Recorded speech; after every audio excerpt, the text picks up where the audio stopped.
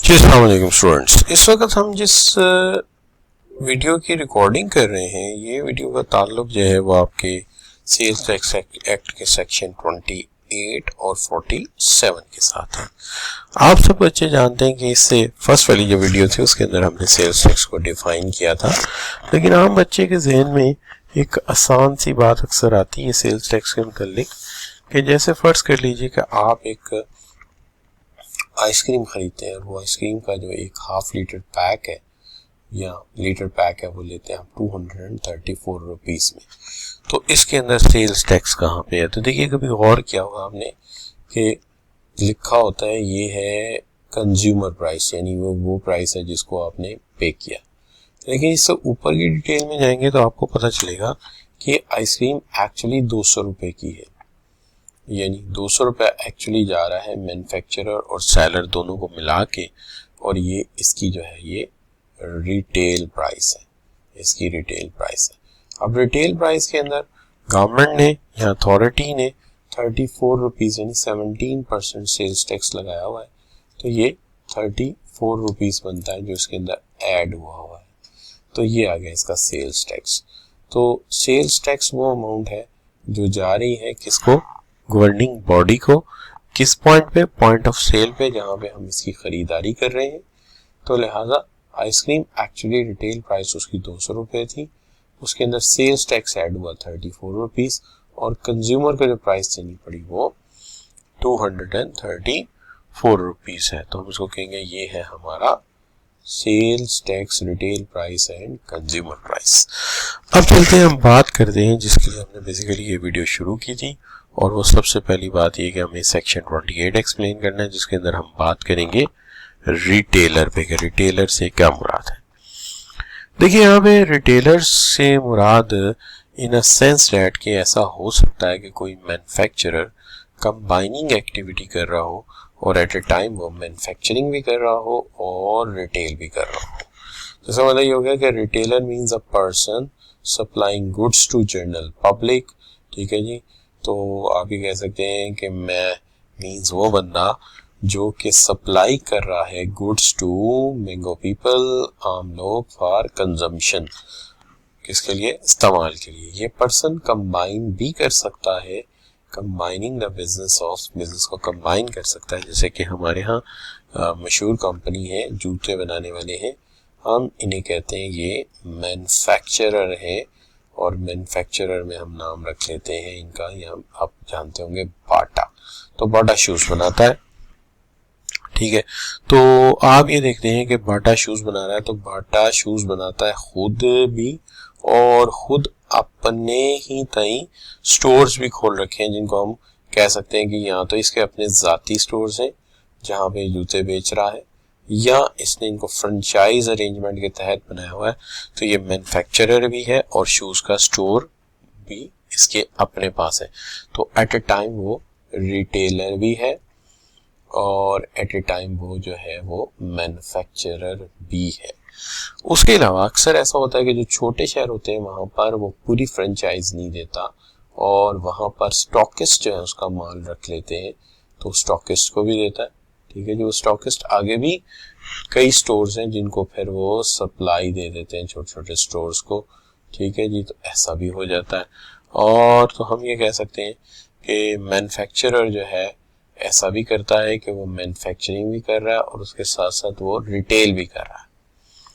और अक्सर ऐसा होता है कि जॉगर्स की डिमांड बढ़ जाती है गर्मियों में और विंटर सीजन के आते आते, तो अक्सर ये होता है कि वो जॉगर्स जो हैं वो चाइना से, जो करीबी मुल्क है, वहां से इंपोर्ट कर लेता है, या उसकी माइनर प्रोडक्शन वहां जाके करके उसे इंपोर्ट करके स्टोर्स पे, और कहाँ पे जी?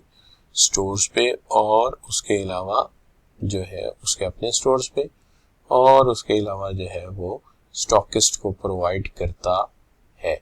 तो ये भी इसका अरेंजमेंट मौजूद है। तो लिहाजा इट इज क्वाइट पॉसिबल एक बंदा मींस बाटा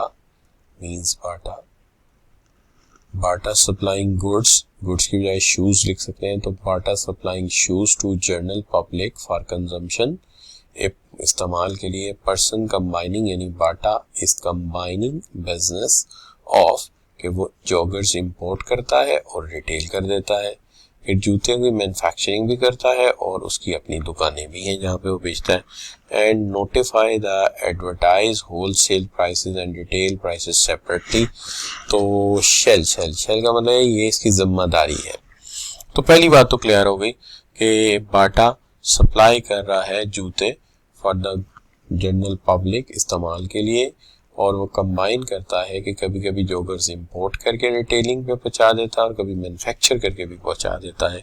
इसकी जिम्मेदारी क्या लगाई गई है? जिम्मेदारी ये लगाई गई है कि इसको नोटिफाई करना होगा कि जब ये स्टॉकिस्ट को माल देता है तो किस कीमत पे देता है, और जब ये स्टोर्स पे रिटेल के लिए लेके जाता है तो किस कीमत पर ये जूते देता है। तो जाहिर बात है जो जॉगर्स हैं वो 3800 रुपए के यहाँ पे बिक रहे हैं, जो ये खुद बेच रहा है, तो स्टॉकिस्ट को ये कम से कम 3500 रुपए में देता होगा।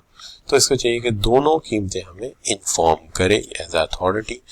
तो advertise the wholesale price and retail price, दोनों प्राइसेस जो है एडवर्टाइज करनी पड़ेंगी, प्रिंट करनी पड़ेंगी, छापनी पड़ेंगी, and declare the address of retail outlets, जहाँ जहाँ इनके रिटेल आउटलेट्स हैं उनके एड्रेस इन्हें देने पड़ेंगे कि कौन सी इनकी अपनी है और कौन स्टॉकिस्ट एज अ सेपरेट काम कर रहे हैं, ताकि इस बात को क्लैरिफाई किया जा सके। तो ये हो गया हमारा रिटेलर।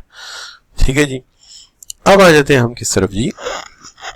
होलसेलर की तरफ।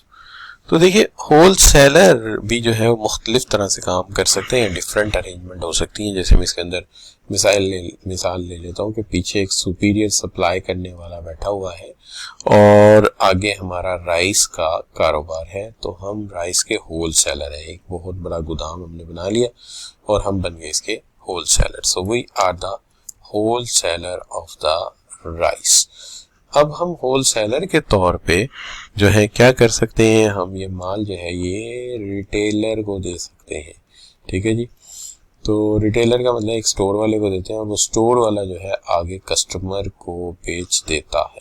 लेकिन कभी कभी ऐसा होता है कि आप मेरे पास आ जाते हैं, आप कहते हैं सर मेरी शादी है तो मुझे बड़े चावल चाहिए, तो आप जरा मुझे चावल दे दें। तो मैं कहता हूँ चलो यार अच्छे वाले चावल तो दे दें, तो भी क्या याद करेगा कि है तो चावल पकाएगा तो लंबी लंबी नूडल की तरह बड़े हो जाएंगे और तू जिंदगी को खूब मजे से एंजॉय कर सकेगा। तो लिहाजा हम ये कहते हैं कि राइस जो है वो डायरेक्ट भी कस्टमर को एक्सेस किए जा सकते हैं या दिए जा सकते हैं। और कभी कभी ऐसा भी होता है कि कोई बहुत ही बड़ा चावल खरीदने वाला आ जाता है, तो मैं क्या करता हूँ, अच्छा भाई तू भी खुद बहुत बड़ा सेलर है और तुझे शॉर्टफॉल हो गया, तो डायरेक्ट ही अपने सुपीरियर सप्लायर से मैं इसे कांटेक्ट करके अपना कमीशन ले लेता हूँ। और कभी कभी ऐसा भी होता है कि मेरा जो सुपीरियर सप्लायर है वो कहता है यार तेरा गोदाम खाली पड़ा हुआ तो तू आधा गोदाम मुझे दे दे, मेरा माल ही जरा रख ले, तो मैं उसका माल लेके यहाँ रख लेता हूँ और वो फिर आगे सप्लाई हो जाता है पब्लिक को। तो इस तरह से काम चल जाता है। तो हम कहते हैं कि होल सेलर इंक्लूड डीलर, कोई डीलर हो मींस ऐसा बंदा या ऐसी एंटिटी जो बाकी स्टोर को सप्लाई करे, means any person who carries on, जो कैरीज ऑन करता है काम को, वेदर रेगुलरली और नॉट, हो सकता है रेगुलर काम करता हूँ या मैं जो है वो जिन दिनों एग्जाम वगैरह हो बच्चों के सिर्फ पढ़ाता हूँ और आम दिनों में कभी जो है फारिग हूँ तो ये काम करता हूँ।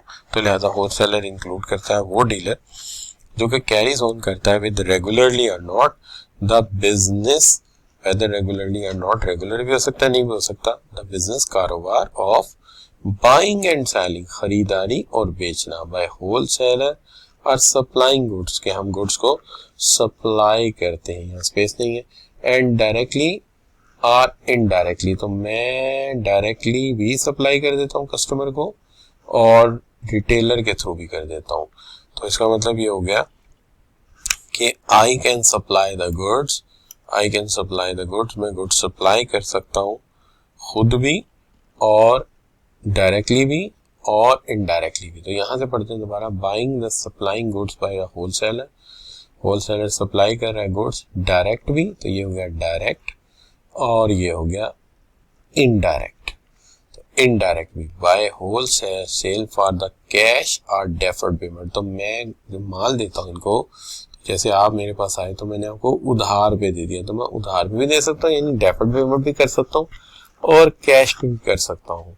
और मैं इस पर कमीशन भी ले सकता हूँ कि मैंने अपने पास माल रखा ही नहीं, डायरेक्ट सप्लायर से पहुंचा दिया कहाँ पे, कस्टमर के पास, और उसमें से मैंने पर केजी पे 2 रुपए कमा लिए, तो मैं कमीशन भी ले सकता हूँ। ठीक है जी।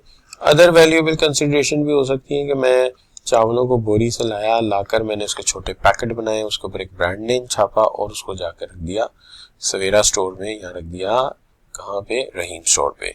It also include the person who store goods belonging to, कि एक ऐसा बंदा जिसके पास स्टोर है और ये चीजें उसके साथ बिलोंग करती हैं। अदर एज एन एजेंट के तौर पे। तो हम ये कहा कि जी होलसेलर डीलर हो सकता है जो कैरीज ऑन करता है चीजों को। ठीक है जी, क्या करता है, कैरीज ऑन करता है और सप्लाई फ्राहम करता है गुड्स की डायरेक्टली या इनडायरेक्टली, और कैश पे भी कारोबार करता है, उधार में भी करता है, और कभी कभी माल डायरेक्ट भी दे देता है और अपना कमीशन ले लेता है। और इसके अलावा it is also include person, एक ऐसा बंदा, ऐसा कारोबार, स्टोर गुड्स, जो दूसरों की चीजें स्टोर कर लेता है। जैसे मेरे सप्लायर ने कहा कि यार मेरा थोड़ा सा माल ही रख ले, तो मैंने स्टोर कर दिया to other as an agent, तो मैंने उसके एजेंट के तौर पे रख दिया। अब उसने डील कर ली डायरेक्ट जाके इस बंदे के साथ और कहा जी माल तुम्हें मुबशर साहब भेज देंगे, तो मैंने यहाँ से माल भेज दिया, तो मैंने उसके एज एन एजेंट माल भेज दिया। तो ये भी हो सकता है। इसका मतलब है इसकी अरेंजमेंट इस तरह की हो सकती है कि होलसेलर डायरेक्ट भी माल दे सकता है, इनडायरेक्ट भी दे सकता है, उधार भी दे सकता है, कैश भी दे सकता है। माल डायरेक्ट अपने सप्लायर से लेके कस्टमर को पहुंचवा सकता है और उसमें से कमीशन खा सकता है। और यहाँ पर ये हो सकता है कि जो सप्लायर है उसका माल अपने स्टॉक में लाके रख के उससे किराया या कोई चार्ज कर सकता है, और जब वो डील कर ले कस्टमर के साथ तो ये एज एन एजेंट माल को भेज देता है। तो यहाँ पे एंड पे है for the purpose of sale supplying taxable goods, के मकसद ये है कि चीजें सप्लाई की जा सके, ऐसी चीजें जिन पे टैक्स लगा हुआ है, वो deduct income tax at the source of under ITO, के इनकम टैक्स के जो ऑर्डिनेंस के अंदर जाहिर है उसे भी अपनी इनकम पे टैक्स पे करना है। तो this is what we called the wholesaler. तो यहाँ पे हम अपनी बात को वाइंड अप करते हैं। Thank you very much for joining. Allah.